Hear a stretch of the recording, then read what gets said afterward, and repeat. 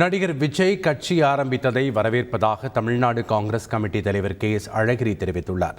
மாமல்லபுரம் அருகே கிழக்கு கடற்கரை சாலையில் உள்ள கிருஷ்ணன் காரணை பகுதியில் தமிழ்நாடு காங்கிரஸ் கமிட்டியின் வழக்கறிஞர்கள் பிரிவு சார்பில் 2 நாள் கருத்தரங்கம் தொடங்கியது. இதில் கலந்து கொண்ட பின்னர் KS அழகிரி செய்தியாளர்களிடம் பேசினார்.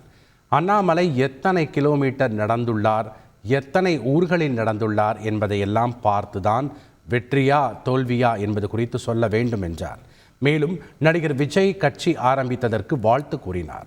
என்ன வெற்றி அடைஞ்சிருக்காரு, அந்த வெற்றியினுடைய தன்மை என்ன, அவர் எத்தனை ஆயிரம் கிலோமீட்டர் நடந்திருக்காரு, அந்த கூட்டங்களில் அவருக்கு எவ்வளவு பேர் வந்தாங்க, அவரோடையே வந்தவங்க ஒவ்வொரு ஊர்லேயும் இறங்கி அவரோட நடந்தாங்களா, உள்ளூர் மக்கள் அவரோட நடந்தாங்களா, அது மாதிரி எத்தனை ஊரில் நடந்திருக்கிறாங்க, இதையெல்லாம் பார்த்துட்டு தான் அது வெற்றியா தோல்வியான்னு நீங்கள் சொல்லணுமே ஒழிய எல்லாருமே போகிற மாதிரி அவரும் போனாருன்னா அது வெற்றி ஆகாது.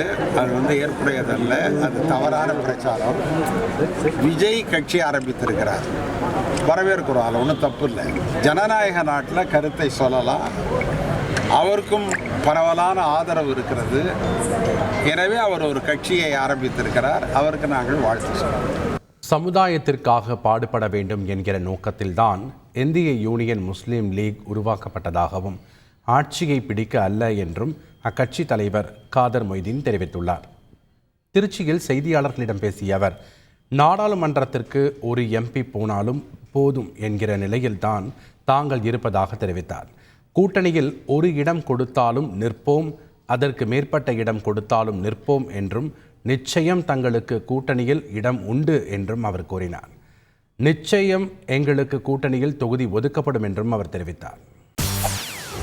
செய்திகளை உடனுக்குடன் தெரிந்து கொள்ள உடனே சப்ஸ்கிரைப் பண்ணுங்க.